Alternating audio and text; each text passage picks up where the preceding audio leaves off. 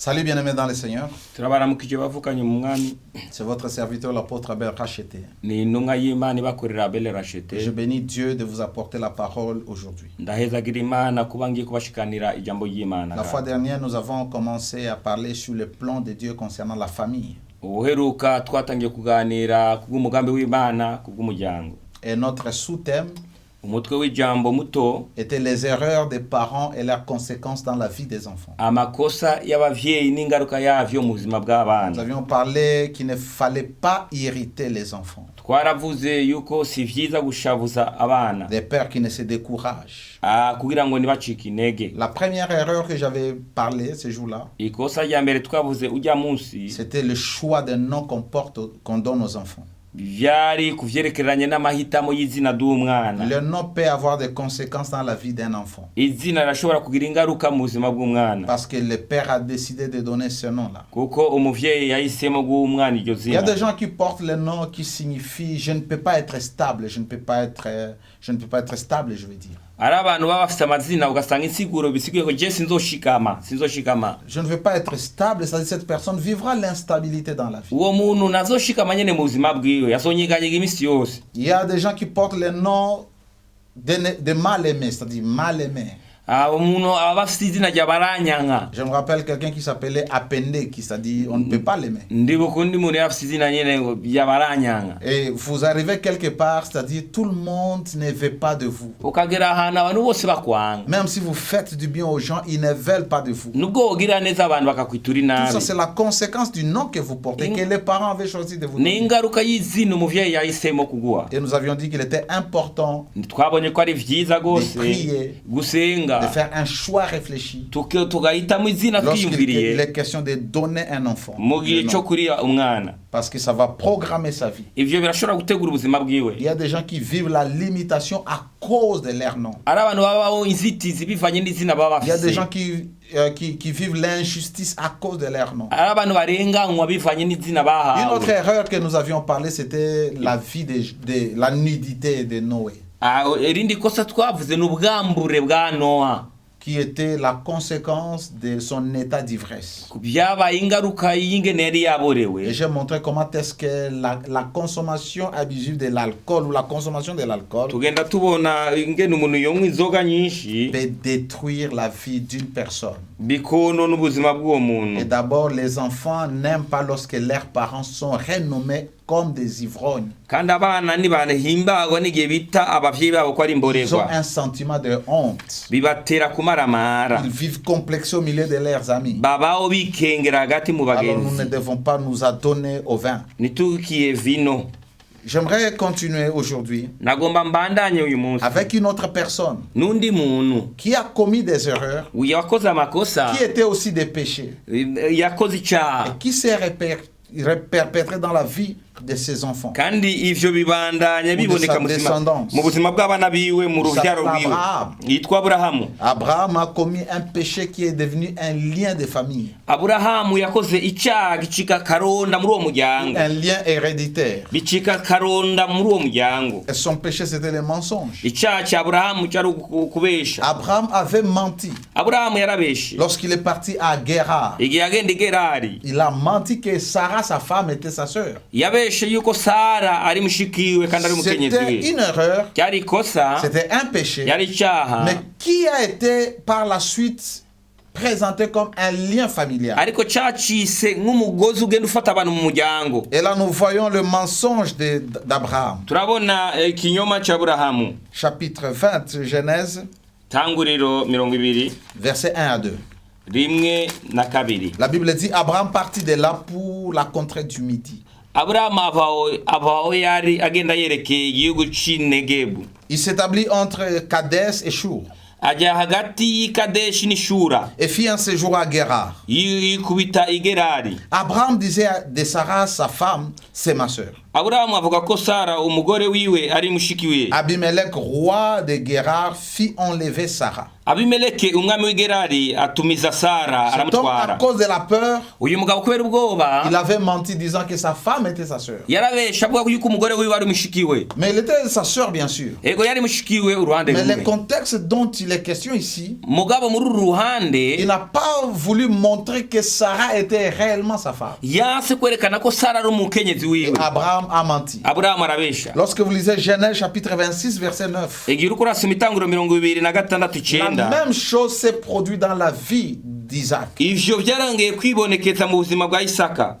Abimelech fit appeler Isaac et dit, Abimeleki amagaza Isaka aramubarira. Certainement c'est ta femme. Eterega biraboneka ko ari umugore wawe. Comment as-tu pu dire c'est ma sœur? None niki cya kuvugishije ko ari mushiki wawe? Isaac lui répondit, Isaka aramwishura ati, j'ai parlé ainsi de peur de mourir à cause d'elle. nuko natinye ko bonyica kubwiwe. Voyez que le péché d'Abraham s'est manifesté dans la vie d'Isaac dans la même circonstance. Icyaha cy'Aburahamu cyabonetse mu buzima bwa Isaka muri icyo gihe. Alors il est important de savoir que certains péchés que nous commettons, certaines erreurs que nous faisons, peuvent avoir des conséquences dans la vie des enfants, soit les détruire ou soit les enfants commencent à faire ce que nous faisons. Dutegereza kumenya neza yuko ivyo dukora amakosa icyaha bishobora kugira ingaruka mbi mu buzima bw'abana cyangwa nabo bagakora ivyo twakoze. Quand vous allez lire même l'histoire de Jacob, vous savez que Jacob, qui veut dire usurpateur, il avait aussi menti lorsqu'il devait aller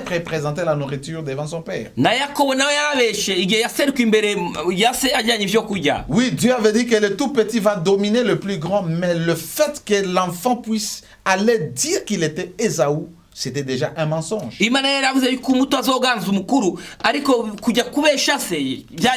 Chers parents, des choses que nous faisons, nos enfants soit peuvent payer le pot cassé, ou comme les enfants peuvent faire les mêmes erreurs, les mêmes bêtises que nous faisons. Voyez aussi l'histoire de David. Lorsqu'il va sortir avec la femme, où il va faire tuer Uri et prendre la femme d'Uri. Nous connaissons que ce péché-là avait des conséquences dans sa propre famille. Il y a son fils Amnon qui est sorti avec sa sœur Tamar. Et qu'Absalom, ça c'est l'inceste. C'est attaché au péché sexuel. Parce qu'il a aussi tué Uri, la femme de le mari de Beersheba. Son enfant Absalom a tué son propre frère. Le péché de David a eu des conséquences néfastes dans sa propre famille auprès de ses enfants. Et plus tard, nous savons qu'Absalom s'est même soulevé pour renverser et tuer son propre frère. Vous ne savez pas, lorsque vous mentez devant vos enfants, lorsque vous critiquez devant vos enfants, quelle sémence vous semez dans vos enfants?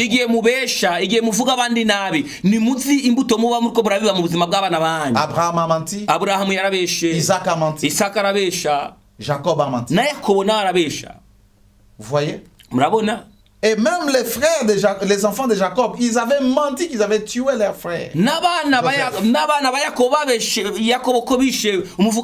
le mensonge était parti comme ça. C'était un péché. La vie de David, je viens de le dire tout de suite. Alors nous commettons des erreurs que les enfants vont produire plus tard. Si l'enfant sait que vous êtes voleur, il ne doutera pas, il ne se privera pas de voler. Vous voyez, alors il est important que nous soyons nous conduire, parce que nous avons dit que les parents doivent être des modèles pour leurs enfants, même en conduite. Aujourd'hui, certains enfants ne savent pas se priver de boire. Pourquoi? Parce que leurs parents sont des ivrognes. Une autre erreur.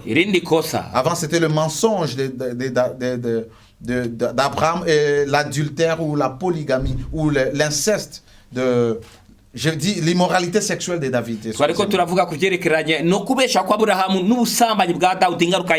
autre erreur que les parents commettent, surtout les papas. cyane cyane twebwe abapapa, c'est la polygamie. Nukurongora abagore benshi. Avoir plusieurs femmes. Kuba ufite abagore benshi. 2 ou plusieurs femmes. Abagore babiri cyangwa benshi. Les voisins on appelle ça les bureaux, premier bureau, deuxième bureau. Abandi barakunda kuvuga ngo ibiro vya mbere, ibiro vya kabiri. Lorsque nous n'avons pas de maîtrise de soi. Igihe utazi kwigumya. Lorsque nous ne savons pas gérer nos problèmes. Igihe tutazi kwigumya ibigumba vyacu. Dans les pièges de l'ennemi. Tugwa mu mitego y'umwanzi. Et l'un des pièges que Satan tend dans les familles. Imwe mu mitego Satana atega imiryango. C'est la polygamie. Nukurongora abagore benshi. Je pense que lorsque nous nous marions, ndibaza igihe twubakana, on se marie parce qu'on aime. Abantu bubakana kuko bakunda. On ne se marie pas parce qu'on veut avoir les enfants. Kandi abantu nibubakana kuko mukeneye abana. Cela va venir après. Nawe ivyo byoza bikaduherekeza. Lorsque nous allons auprès d'une femme, igihe wegereye umugore, ou de notre fiancé, c'est d'abord parce que nous l'aimons. Igihe uri kuraresha nuko uba wakunze umuntu. Alors dans la Bible, Abraham est tombé dans le même problème. Abraham nawe yahuye n'ico kibazo. Sa femme Sarah était stérile. Umugore wiwe Sara yari ingumba. Par proposition de Sarah, Abraham est parti vers Agar et lui a donné un fils. Kuvyo Sara yari yasavye Abraham agenda kwa Hagari bavyarana umwana. Les enfants qui naissent en dehors du mariage, ils sont innocents. Abana bavuka hanze y'ubugeni n'izira karengane. Les responsables ou les problèmes, ce sont les parents, le papa. Ikibazo cyangwa ababijejwe n'uwo mu papa w'umugabo. Et maintenant Abraham va avoir un fils. Abraham avyaye umwana qui va devenir nuisible dans la famille. Achika ikibazo mu muryango. Lisons la parole de Dieu dans le livre de Genèse 21. Itanguriro 21 versets 8 à 10. Munani ni on peut aller même à 11. Munani gushika ku 11. L'enfant grandit mwana arakura et fut c'est vrai. Arachuka. Et Abraham fit un grand festin le jour où Isaac fit c'est vrai. Ku munsi Isaka yacuse ko Abraham atumirira abantu benshi amazimano. Sarah vit rire le fils d'Agar, l'Égyptienne, avait enfanté Abraham. Maze Sarah abona wa mwana wa Hagari umunyagiputakazi. Elle dit à Abraham, chasse cette servante et son fils. Car le fils de la servante n'héritera pas avec mon fils, avec Isaac. Cette parole déplut fort aux yeux d'Abraham à cause de son fils. Abraham va avoir un enfant avec l'Égyptienne Agar. Et maintenant Agar devient une rivale à Sarah. Nous savons qu'Agar a été chassée par Sarah. Nous savons qu'elle a été chassée alors qu'elle était enceinte.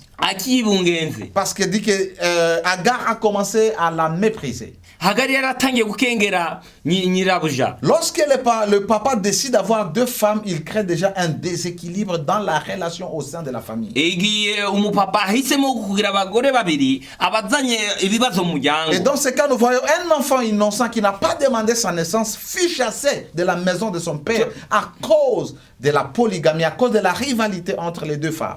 Turabona umwana atafise ikibazo yavukiye mu muryango yirukanwa mu nzu yase kubera gutunga abagore babiri. Chers parents, je ne peux pas vous encourager d'avoir 2, 3, 4 femmes. Bagabo nago ndiko ndabahanura kugira ngo mugire abagore babiri cyangwa batatu. Parce que ce que vous semez dans la famille, ico mubiba mu muryango, peut-être vous êtes en train de satisfaire vos besoins charnels. Bishoboka yuko uriko urihaza kubyifuzo by'umubiri wawe. Lorsque vous avez 2 femmes, vous pensez que vous êtes le meilleur, vous êtes un homme fait. Igihe ufise abagore babiri nukiyumvire yuko uri umugabo akomeye. Vous ne savez pas ce que vous créez dans les cœurs de vos femmes et aussi dans les cœurs de vos enfants. La première conséquence que les gens vivent dans une famille polygame, c'est que plusieurs familles polygames sont divisées, ils ne sont pas unis. Parce que chaque mère va vouloir dire, inculquer des choses à ses enfants. Et à montrer que les enfants de l'autre femme ne sont pas des bons enfants, ce sont des ennemis.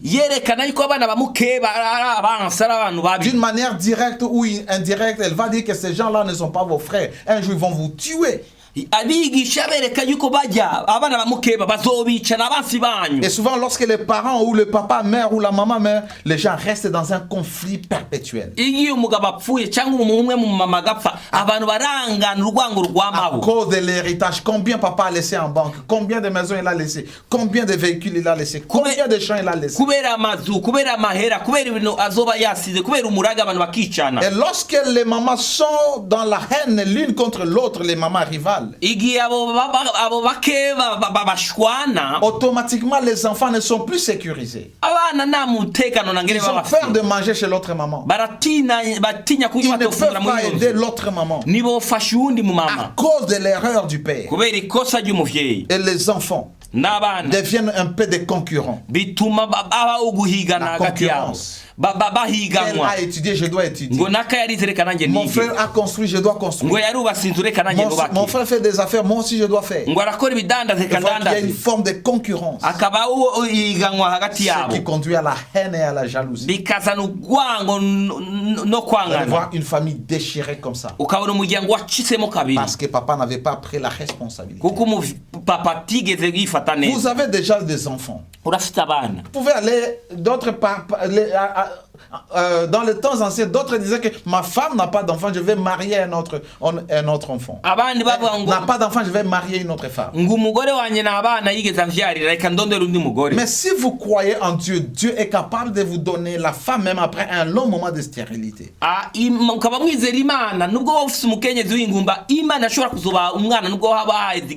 allez voir, les enfants vivent maintenant dans les régions. Ils ont les blessures intérieures. Et ça fait que deux fois le papa est chez l'autre femme et les enfants ici sont lésés, ils se sentent abandonnés.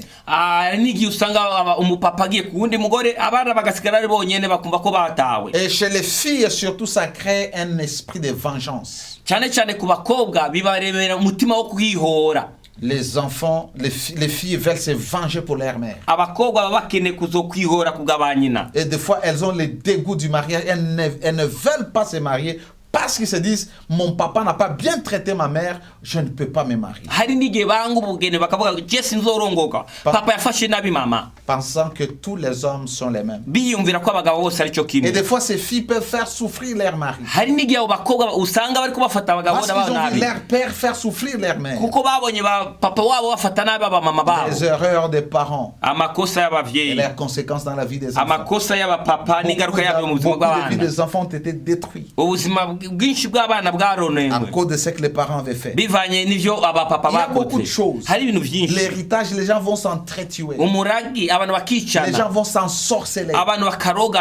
Vous allez voir d'autres familles, chez l'autre femme, les enfants sont comme ne sont pas normaux dans la tête. On envoie la folie, la maladie, le poison. À cause des erreurs des parents. Chers parents, épargnez vos enfants. Et nous qui servons Dieu ou nous qui sommes encore jeunes, soyons disciplinés afin que nous puissions avoir les enfants. Une des choses que j'ai demandé avant même que je n'ai pris, avant même que je ne sois sauvé, je disais à Dieu, je ne voudrais pas mélanger les enfants. Et je bénis Dieu parce qu'il m'avait exaucé. J'ai mes enfants, 5 enfants, avec une femme, la seule femme que j'ai. Vous voyez, la polygamie amène des problèmes dans la vie des enfants. Le manque de respect. Vous allez voir, souvent les garçons méprisent leur marâtre ou la deuxième femme. Et des fois vous chassez votre femme légitime, vous prenez une autre femme qui va maltraiter vos enfants. Ils vont grandir avec un sentiment de rejet, de colère et de méchanceté.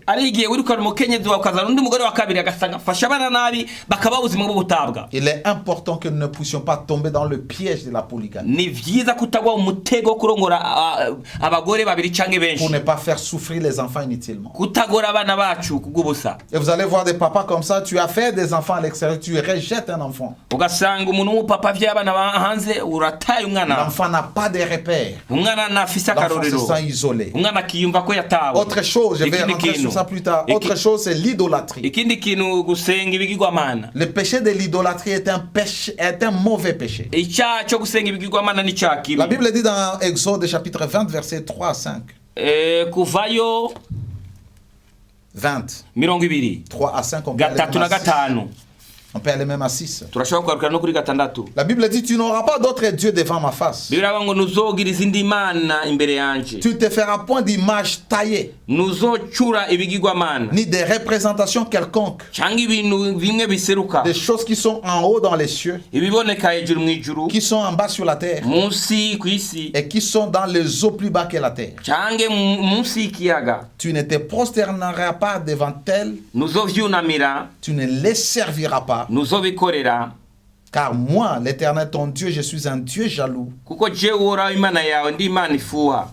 qui punit l'iniquité des pères sur les enfants, jusqu'à la 3e et à la 4e génération de ceux qui m'haïssent, de ceux qui me haïssent, et qui fait miséricorde jusqu'à 1000 générations à ceux qui m'aiment et qui gardent mes commandements. Dieu a donné aux enfants d'Israël une instruction. Ce n'est pas tous les péchés qui font que Dieu puisse punir ou qui puisse envoyer la malédiction jusqu'à la 3e et à la 4e génération.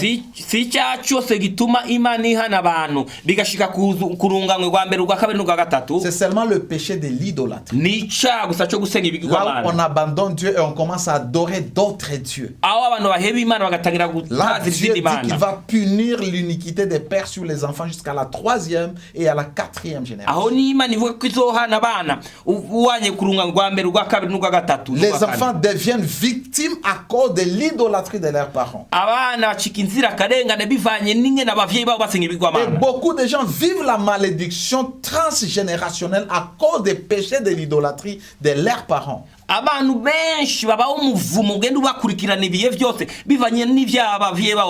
Le problème, on dit, lorsque vous faites des représentations quelconques des choses qui sont en haut, c'est-à-dire au ciel, des choses qui sont en bas pour les servir, pour adorer,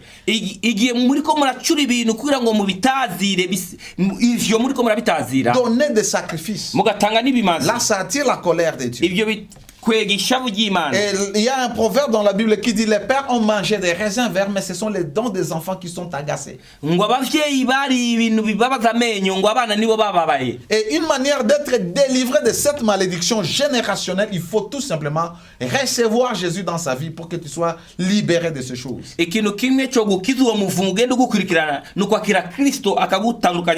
plupart des parents, ils ont donné les sacrifices auprès des divinités, auprès des dieux, des esprits. Les esprits des eaux, les esprits des montagnes, les esprits des cimetières.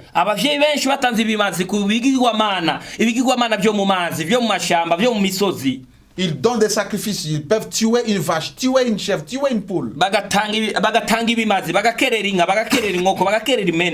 Et vous allez voir que maintenant les conséquences de ces 100 versets vont poursuivre les enfants. Et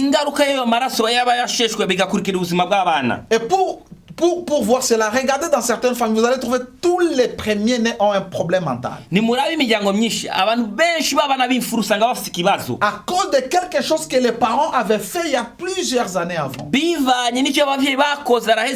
Peut-être 2, 3, 4 générations avant. Et les enfants sont en train de payer les pots. Pour être délivré de cette malédiction, il faut rencontrer le Seigneur Jésus. Les recevoir dans sa vie.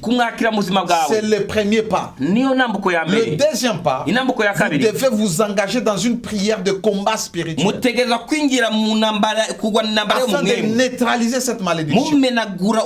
Parce que beaucoup de gens ont reçu Jésus, mais lorsque vous regardez votre vie, vous vivez les mêmes choses que ceux-là qui n'ont pas encore reçu Jésus dans votre famille vivent. Alors les parents, épargnez-nous des erreurs. Les parents qui vont contracter l'occultisme ou qui vont entrer dans l'occultisme. Ils cherchent de se positionner au travail. Ils cherchent la promotion, la protection. Ils cherchent à prospérer dans les affaires. Ils entrent dans l'occultisme. Et comme sacrifice, ils vont sacrifier la destinée de leurs enfants. Ils vont sacrifier la vie de leurs enfants. Et vous allez voir dans ces familles, les gens meurent toujours. Il y a des maladies compliquées à cause des erreurs des parents. Chers parents, que vos décisions soient réfléchies, parce que les enfants payent les pots cassés. Voyez ce que les parents peuvent faire. Voyons un exemple dans la Bible. C'est pas l'idolâtrie, mais ça s'appelle la dette. 2 Rois 4:1. Une femme d'entre les femmes des fils des prophètes cria à Élisée en disant: Mon serviteur, ton serviteur, mon mari est mort. Et tu sais que ton serviteur craignait l'Éternel. Or, le créancier est venu pour prendre mes 2 enfants et en faire ses esclaves. Ici, c'était l'homme de Dieu qui craignait Dieu, mais qui est parti prendre une dette. Des fois, les parents prennent des dettes qui feront qu'un jour, on va prendre la maison et chasser les enfants de la maison.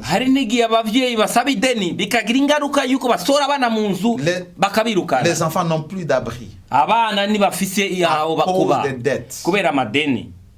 Ça peut être la dette d'une personne, la dette d'une institution bancaire. Je ne dis pas que c'est mauvais de prendre un crédit, mais prenez les crédits que vous serez en mesure de rembourser. Ne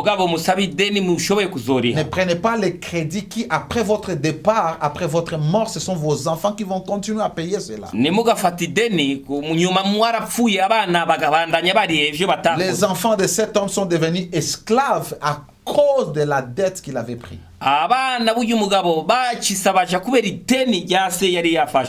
Ils sont entrés dans la servitude. Alors il est important de savoir que nous pouvons entrer dans les dettes. Et des fois les dettes spirituelle. Comme je vous ai dit, lorsqu'on pratique l'idolâtrie, on entre en alliance avec les esprits. Et des fois on fait des promesses. Vous donnez un animal, vous donnez des promesses. Et si vous violez ces promesses, il y aura des conséquences dans la famille, dans la vie des enfants. Les papas peuvent mourir, les enfants deviennent des orphelins. L'intelligence des enfants peut être sacrifiée. Il peut y avoir des morts. Il peut y avoir une maladie qui poursuit tous les gens à cause d'une dette que la famille doit aux esprits de la famille, qu'on appelle les esprits familiers. C'est-à-dire dans cette famille, il faut toujours donner des sacrifices. Quand vous ne donnez plus les sacrifices, vous devenez endetté. Et les esprits doivent poursuivre les gens dans la famille. Vous voyez? Et aussi il y a ce qu'on appelle le sacrifice humain. Les papas, on lui demande le sang. Et sacrifier la femme, et sacrifier les enfants. De même que la femme peut entrer dans les sciences occultes. Et vous voyez les conséquences que ça peut apporter dans la vie des enfants. Bien-aimés dans le Seigneur, les parents, nous devons abandonner certains péchés, certaines pratiques qui peuvent mettre en danger nos enfants. Je connais un homme de Dieu qui servait Dieu et qui est tombé dans l'adultère. Il a commencé aussi à boire. Il était devenu pire. Mais gloire à Dieu, Dieu lui avait accordé la seconde chance. Il est redevenu un homme de Dieu puissant. Mais cela n'avait pas empêché que la maladie entre dans sa maison. Les erreurs des des parents peuvent avoir des répercussions dans la vie des enfants. Il y a des parents qui servaient Dieu. Vous avez abandonné le Seigneur. Dieu a frappé vos enfants. Vous êtes bien, mais vous avez des problèmes dans la famille. Il faut la repentance. Il faut implorer la miséricorde de Dieu pour qu'il vous pardonne et qu'il intervienne dans votre famille. Que le Seigneur vous bénisse. Je suis votre serviteur, l'apôtre Abel Rachid. Prochainement, nous allons continuer avec d'autres erreurs des parents et leurs conséquences dans la vie des enfants. Merci, Dieu vous bénisse. Continuez à suivre Héritage TV. Une chaîne qui vous bénit et qui vous édifie. Et surtout, si vous voulez être en contact avec nous, vous pouvez nous trouver sur WhatsApp. Et c'est le numéro que j'utilise même dans les appels normaux. Plus 257 75 555 730. Que le Seigneur vous bénisse. Et shalom chez vous. Amen. Amen.